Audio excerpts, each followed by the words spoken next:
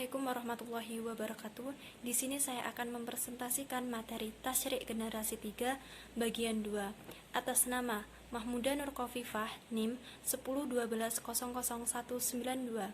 Masuk ke pembahasan yaitu A. Pengaruh aliran politik Khawarij, Syiah, Sunni pada pembentukan tasyrik. Yang pertama ada Khawarij. Bisa diartikan yaitu sebagai salah satu kelompok Islam yang paling ekstrim dalam melihat sesuatu, baik di dalam hal iman atau kekafiran. Khawarij ini juga mengakui Al-Quran sebagai satu-satunya sumber tasyrik, sehingga tidak diakui adanya sunnah, ijma, atau yang lainnya. Akibatnya mereka selalu menentang dan tidak sependapat ketika salah satu paham berbeda dengan Al-Quran. Yang kedua itu ada Syiah. Syiah di sini membawa pengaruh dalam terhadap tasyrik.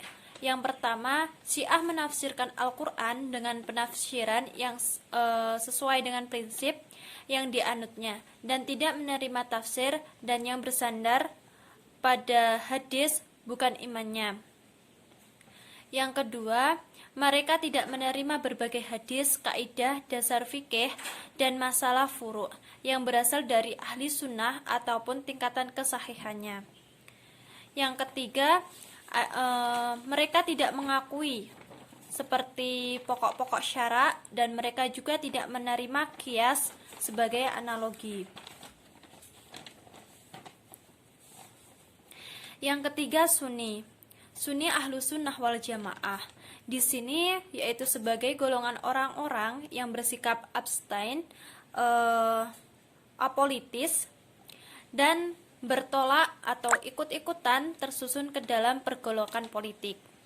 Mereka juga tidak mengikuti pasukan lawan politiknya, seperti kelompok yang menempuh jalur yang lainnya. Metode yang dipakai golongan ini pada akhirnya melahirkan dua aliran dalam mengisbatkan hukum syariat. Yang pertama sebagai kelompok yang di mana berpegang pada dohirnya nas-nas saja dan pengikut aliran ini dinamakan ahli hadis. Yang B, kelompok yang mencari ilat-ilat hukum dan hikmahnya dari nas-nas baik Al-Quran dan Sunnah, dan kelompok ini itu dinamakan sebagai ahli ra'yu. Yang B, sejarah lainnya ahli hadis dan ahli ra'yu.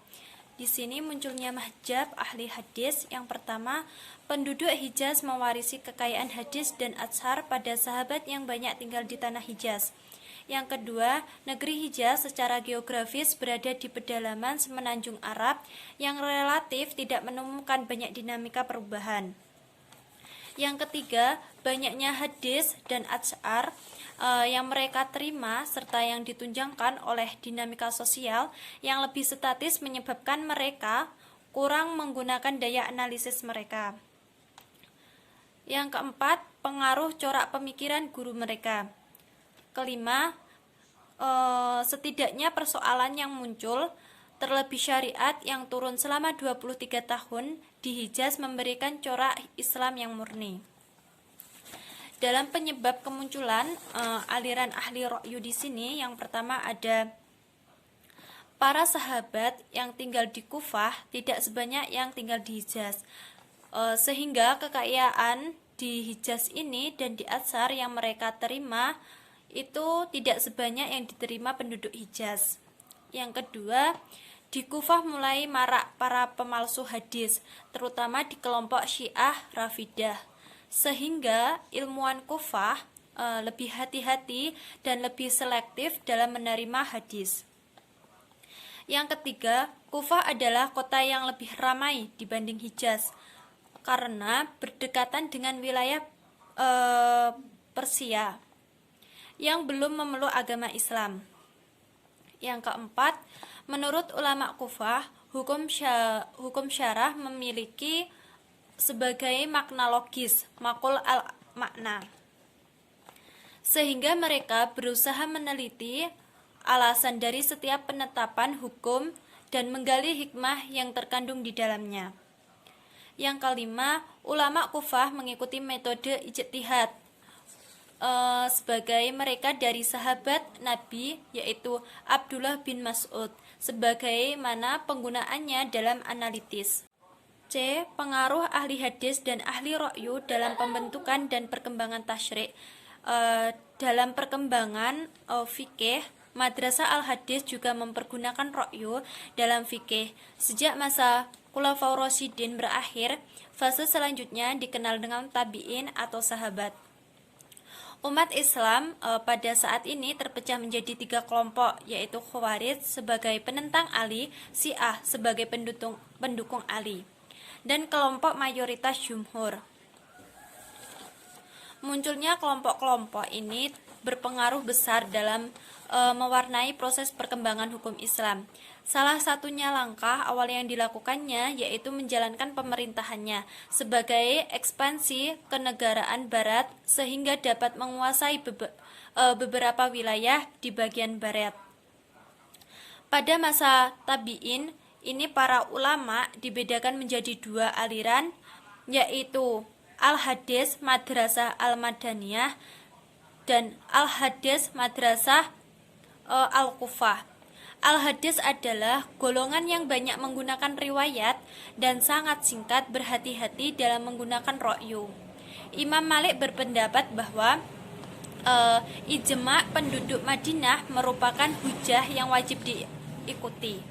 Dalam perkembangan selanjutnya, aliran ini terpecah seperti aliran Makkiyah, Syafi'iyah, Hambaliyah, dan Hanafiyah.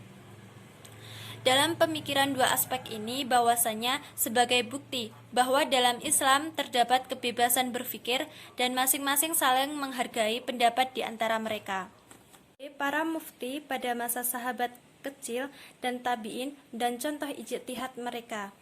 Ijtihad adalah pergerakan sesungguhnya dalam mengeluarkan hukum syara' dari apa yang dianggap syar'i sebagai dalil, yaitu kitabullah dan sunnah Nabi, dibagi menjadi 2. Yang pertama, mengambil hukum dari yang zahir, nas, apabila hukum itu diperoleh dari nas itu.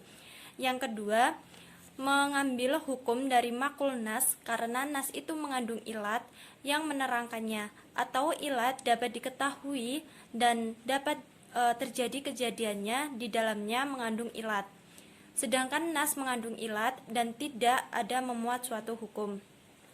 Ijtihad yang dilakukan oleh para sahabat, yang pertama yaitu memerangi orang yang tidak mampu membayar zakat. Kedua, ahli waris. Ketiga, hukuman diat karena pengampunan salah seorang wali. Keempat, pernikahan seseorang wanita yang sedang dalam iddah. Sekian presentasi dari saya, kurang lebihnya saya mohon maaf yang sebesar-besarnya. Wassalamualaikum warahmatullahi wabarakatuh.